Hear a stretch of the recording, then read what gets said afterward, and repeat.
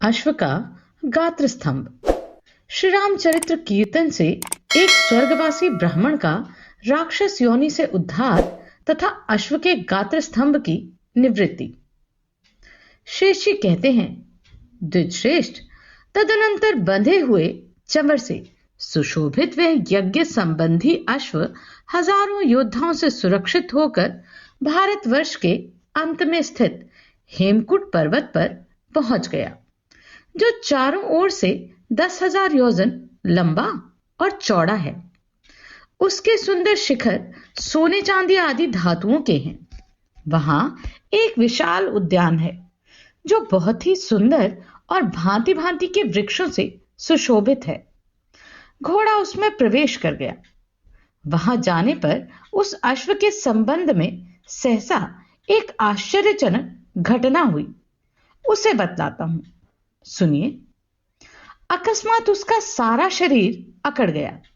वह हिलडुल नहीं पाता था। मार्ग में खड़ा खड़ा वह हेमकूट पर्वत की ही भांति अविचल प्रतीत होने लगा। अश्व के रक्षकों ने शत्रुघ्न के पास जाकर पुकार लगाई, स्वामिन, हम नहीं जानते घोड़े को क्या हो गया। अकस्मात उसका संपूर्ण शरीर स्तब्ध हो गया है। इस बात पर विचार कर जो कुछ करना उचित जान पड़े वही कीजिए। यह सुनकर राजा शत्रुघ्न को बड़ा विस्मय हुआ। वे अपने समस्त सैनिकों के साथ अश्व के निकट गए। पुष्कल ने अपनी बाह से पकड़कर उसके दोनों चरणों को धरती से ऊपर उठाने का प्रयत्न किया, परंतु वे अपने स्थान से हिल भी ना सके। तब शत्रुघ्न ने सुमति से पूछा, मंत्रिवर, घोड़े को क्या हुआ जो इसका सारा शरीर अकड़ गया? अब यहां क्या उपाय करना चाहिए जिससे इसमें चलने की पुनः शक्ति आ जाए? सुमति ने कहा, स्वामिन, किन्हीं ऐसे ऋषि मुनि की खोज करनी चाहिए जो सब बातों को जानने में कुशल हों। मैं तो लोक में होने वाले प्रत्यक्ष विषयों को ही जानता हूं, परोक्ष में मेरी गति नहीं है। शेष जी कहते हैं, सुमति की यह बात सुनकर धर्म के ज्ञाता शत्रुघ्न ने अपने सेवकों द्वारा ऋषि की खोज करवाई। एक सेवक वहां से 1 योजन दूर पूर्व दिशा की ओर गया। वहां उसे एक बहुत बड़ा आश्रम दिखाई दिया, जहां के पशु और मनुष्य सभी परस्पर वैर भाव से रहित थे। गंगा जी में स्नान करने के कारण उनके समस्त पाप दूर हो गए थे तथा वे सब के सब बड़े मनोहर दिखाई देते थे। वह शौनक मुनि का मनोहर आश्रम था। उसका पता लगाकर सेवक लौट आया और विस्मित होकर उसने राजा शत्रुघ्न से उस आश्रम का समाचार निवेदन किया।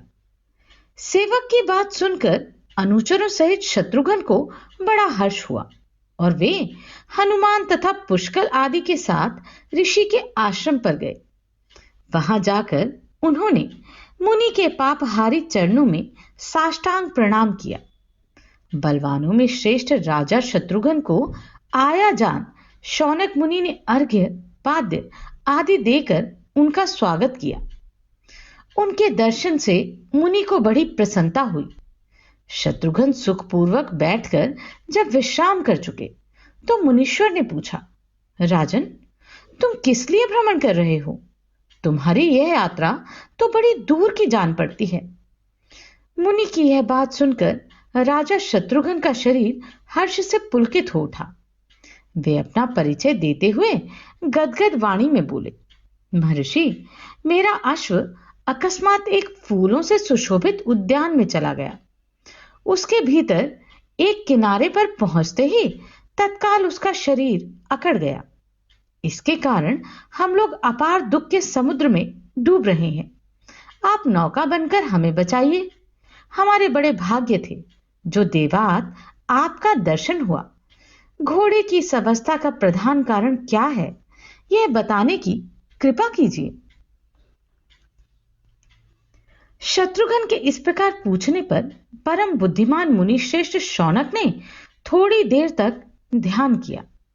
फिर एक ही क्षण में सारा रहस्य समझ में आ गया।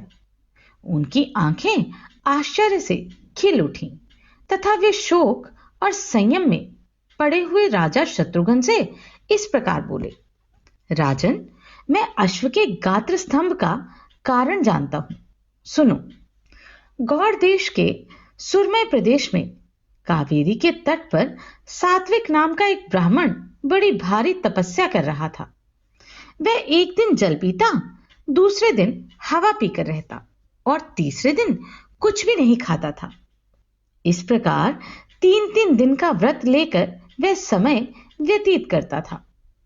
उसका यह व्रत चल ही रहा था कि सबका विनाश करने वाले काल ने उसे अपने दाढ़ों में ले लिया। उस महान व्रतधारी तपस्वी की मृत्यु हो गई। तत्पश्चात वह सात्विक नाम का ब्राह्मण सब प्रकार के रत्नों से विभूषित तथा सब तरह की शोभा से संपन्न विमान पर बैठकर मेरुगिरी के शिखर पर गया। वहां जंबू नाम की नदी बहती थी, जिसके किनारे तप और ध्यान में संलग्न रहने वाले ऋषि महर्षि निवास करते थे। वह ब्राह्मण वहीं आनंद मग्न होकर अपनी इच्छा के अनुसार अप्सराओं के साथ विहार करने लगा। अभिमान और मद से उन्नत होकर उसने वहां रहने वाले ऋषियों के प्रतिकूल बर्ताव करना आरंभ कर दिया। इससे रुष्ट होकर उन ऋषियों ने उसे शाप दिया, जा, तू राक्षस हो जा, तेरा मुख विकृत हो जाए। यह शाप सुनकर ब्राह्मण को बड़ा दुख हुआ और उसने उन विद्वान एवं तपस्वी ब्राह्मणों से कहा, महर्षि, आप सब लोग दयालु हैं, मुझ पर कृपा कीजिए। तब उन्होंने उस पर अनुग्रह करते हुए इस प्रकार कहा, जिस समय तुम श्री रामचंद्र के अश्व को अपने वेग से स्तंभ कर दोगे, उस समय तुम्हें श्री राम की कथा सुनने का अवसर मिलेगा। उसके बाद इस भयंकर शाप से तुम्हारी मुक्ति हो जाएगी। मुनियों के कथनानुसार उसी ने यहां राक्षस होकर श्री रघुनाथ जी के अश्व को स्तंभित किया है। अतः तुम कीर्तन के द्वारा घोड़े को उसके चंगुल से छुड़ाओ। मुनि का यह कथन सुनकर शत्रु वीरों का दमन करने वाले शत्रुघ्न के मन में बड़ा विस्मय हुआ। वे शौनक से बोले, कर्म की बात बड़ी गहन है, जिससे सात्विक नामधारी ब्राह्मण अपने महान कर्म से स्वर्ग में पहुंचकर भी पुनः राक्षस भाव को प्राप्त हो गया। स्वामिन, आप कर्मों के अनुसार जैसी गति होती है उसका वर्णन कीजिए। जिस कर्म के परिणाम से जैसे नरक की प्राप्ति होती है उसे बताइए। शौनक ने कहा, रघुकुल श्रेष्ठ, तुम धन्य हो जो तुम्हारी बुद्धि सदा ऐसी बातों को जानने और सुनने में लगी रहती है।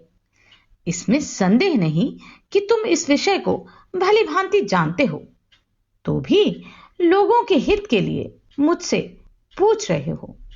महाराज, कर्मों के स्वरूप विचित्र हैं तथा उनकी गति भी नाना प्रकार की है। मैं उसका वर्णन करता हूं, सुनो। इस विषय का श्रवण करने से मनुष्य को मोक्ष की प्राप्ति हो जाती है। जो दुष्ट बुद्धि वाला पुरुष पराये धन, पराई संतान और पराई स्त्री को भोग बुद्धि से बलात्पूर्वक अपने अधिकार में कर लेता है, उसको महाबली यमदूत कालपाश में बांधकर तामिस्त्र नामक नरक में गिराते हैं और जब तक 1000 वर्ष पूरे नहीं हो जाते तब तक उसी में रखते हैं। यमराज के प्रचंड दूत वहां उस पापी को खूब पीटते हैं। इस प्रकार पाप भोग के द्वारा भली भांति कलेश उठाकर अंत में वह सूअर की योनि में जन्म लेता है और उसमें भी महान दुख भोगने के पश्चात वह फिर मनुष्य की योनि में जाता है, परंतु वहां भी अपने पूर्व जन्म के कलंक को सूचित करने वाला कोई रोग आदि का चिन्ह धारण किए रहता है। जो केवल दूसरे प्राणियों से द्रोह करके ही अपने कुटुंब का पोषण करता है, वह पाप परायण पुरुष अंधता मिश्र नरक में पड़ता है। जो लोग यहां दूसरे प्राणियों का वध करते हैं, वे रौरव नरक में गिराए जाते हैं तथा रूरू नामक पक्षी रोष में भरकर उनका शरीर नोचते हैं। जो अपने पेट के लिए दूसरे जीवों का वध करता है, उसे यमराज की आज्ञा से महारौरव नामक नरक में डाला जाता है। जो पापी अपने पिता और ब्राह्मण से द्वेष करता है, वह महान दुखमय कालसूत्र नरक में गिरता है, जिसका विस्तार 10,000 योजन का है। जो गांव से द्रोह करता है, उसे यमराज के किंकर नरक में डालकर पकाते हैं। वह भी थोड़े समय तक नहीं, गांव के शरीर में जितने रोए होते हैं उतने ही 1000 वर्षों तक। जो इस पृथ्वी का राजा होकर दंड न देने योग्य पुरुष को दंड देता है तथा लोभवश ब्राह्मण को भी शारीरिक दंड देता है, उसे सूअर के समान मुंह वाले दुष्ट यमदूत पीड़ा देते हैं। तत्पश्चात वे शेष पापों से छुटकारा पाने के लिए दुष्ट योनियों में जन्म लेता है। जो मनुष्य मोहवश ब्राह्मणों तथा गांव के थोड़े से भी द्रव्य, धन अथवा जीविका को लेते या लूटते हैं, वे परलोक में जाने पर अंधकूप नामक नरक में गिराए जाते हैं। वहां उनको महान कष्ट भोगना पड़ता है। जो जीभ के लिए आतुर हो, लोलुपतावश स्वयं ही मधुर अन्न लेकर खा जाता है, देवताओं तथा सुहृदों को नहीं देता, वे निश्चय ही कृमि भोजन नामक नरक में पड़ता है। जो मनुष्य सुवर्ण आदि का अपहरण अथवा ब्राह्मण के धन की चोरी करता है, वह अत्यंत दुखदायक संदश नामक नरक में गिरता है। जो मूढ़ बुद्धि वाला पुरुष केवल अपने शरीर का पोषण करता है, दूसरे को नहीं जानता, वह तपाए हुए तेल से पूर्ण अत्यंत भयंकर कुंभीपाक नामक नरक में डाला जाता है। जो पुरुष मोहवश अगम्या स्त्री को भार्या बुद्धि से भोगना चाहता है, उसे यमराज के दूत उसी स्त्री की लोहमयी तपाई हुई प्रतिमा के साथ आलिंगन करवाते हैं। जो अपने बल से उन्मत्त होकर बलपूर्वक वेद की मर्यादा का लोप करते हैं, वे वैतरणी नदी में डूबकर मांस और रक्त भोजन करते हैं। जो द्विज होकर शूद्र की स्त्री को अपनी भार्या बनाकर उसके साथ गृहस्थी चलाता है, वह निश्चय ही पुयोद नामक नरक में गिरता है। वहां उसे बहुत दुख भोगना पड़ता है। जो धूर्त लोगों को धोखे में डालने के लिए दंभ का आश्रय लेते हैं, वे मूढ़ वैश्यस नामक नरक में डाले जाते हैं और वहां उन पर यमराज की मार पड़ती है। जो मूढ़ सवर्णा अर्थात समान गोत्र वाली स्त्री की योनि में वीर्यपात करते हैं, उन्हें वीर्य की नहर में डाला जाता है और वे वीर्य पीकर ही जीवित रहते हैं। जो लोग चोर, आग लगाने वाले, दुष्ट, जहर देने वाले और गांवों को लूटने वाले हैं, वे महापातकी जीव सार मयादान नरक में गिराए जाते हैं। जो पापराशि का संचय करने वाला पुरुष झूठी गवाही देता या बलपूर्वक दूसरों का धन छीन लेता है, वह पापी अविची नामक नरक में नीचे सिर करके डाल दिया जाता है। उसमें महान दुख भोगने के पश्चात वह पुनः अत्यंत पापमय योनि में जन्म लेता है। जो मूढ़ सुरापान करता है, उसे धर्मराज के दूत गरम गरम लोहे का रस पिलाते हैं। जो अपनी विद्या और आचार के घमंड में आकर गुरुजनों का अनादर करता है, वह मनुष्य मृत्यु के पश्चात क्षार नरक में नीचे मुंह करके गिराया जाता है। जो लोग धर्म से बहिष्कृत होकर विश्वासघात करते हैं, उन्हें अत्यंत यातनापूर्ण शूलप्रोत नरक में डाला जाता है। जो चुगली करके सब लोगों को अपने वचन से उद्वेग में डाला करते हैं, वह दंदशूक नामक नरक में पड़कर दंदशूकों अर्थात सर्पों द्वारा डसा जाता है। राजन, इस प्रकार पापियों के लिए अनेकों नरक हैं। पाप करके वे उन्हीं में जाते और अत्यंत भयंकर यातना भोगते हैं। जिन्होंने श्री रामचंद्र जी की कथा नहीं सुनी है तथा दूसरों का उपकार नहीं किया है, उनको नरक के भीतर सब तरह के दुख भोगने पड़ते हैं। इस लोक में भी जिसको अधिक सुख प्राप्त है उसके लिए वह स्वर्ग कहलाता है, तथा जो रोगी और दुखी है वे नरक में ही है। दान पुण्यों में लगे रहने, तीर्थ आदि का सेवन करने, श्री रघुनाथ जी की लीलाओं को सुनने अथवा तपस्या करने से पापों का नाश होता है।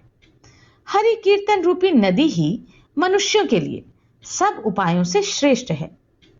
वह पापियों के सारे पाप पंक को धो डालती है। इस विषय में कोई अन्यथा विचार करने की आवश्यकता नहीं है। जो भगवान का अपमान करता है उसे गंगा भी नहीं पवित्र कर पाती। पवित्र से पवित्र तीर्थ भी उसे पावन बनाने की शक्ति नहीं रखते। जो ज्ञानहीन होने के कारण भगवान के लीला कीर्तन का उपहास करता है उसको कल्प के अंत तक भी नरक से छुटकारा नहीं मिलता। राजन, अब तुम जाओ और घोड़े को संकट से छुड़ाने के लिए सेवकों सहित भगवान का चरित्र सुनाओ, जिससे अश्व में पुनः चलने फिरने की शक्ति आ जाए। शेष जी कहते हैं, शौनक जी की उपर्युक्त बात सुनकर शत्रुघ्न को बड़ी प्रसन्नता हुई। वे मुनि को प्रणाम और परिक्रमा करके सेवकों सहित चले गए। वहां जाकर हनुमान जी ने घोड़े के पास श्री रघुनाथ जी के चरित्र का वर्णन किया, जो बड़ी से बड़ी दुर्गति का नाश करने वाला है। अंत में उन्होंने कहा, देव, आप श्री रामचंद्र के कीर्तन के पुण्य से अपने विमान पर सवार होइए और स्वेच्छानुसार अपने लोक में विचरण कीजिए। इस कुत्सित योनि से अब आपका छुटकारा हो जाए। यह वाक्य सुनकर देवता ने कहा, राजन, मैं श्री रामचंद्र जी का कीर्तन सुनने से पवित्र हो गया। महामते, अब मैं अपने लोक को जा रहा हूं। आप मुझे आज्ञा दीजिए। यह कहकर देवता विमान पर बैठे हुए स्वर्ग चले गए। उस समय यह दृश्य देखकर शत्रुघ्न और उनके सेवकों को बड़ा विस्मय हुआ। तदनंतर वह अश्व गात्र स्तंभ से मुक्त होकर पक्षियों से भरे हुए उस उद्यान में सब ओर भ्रमण करने लगा।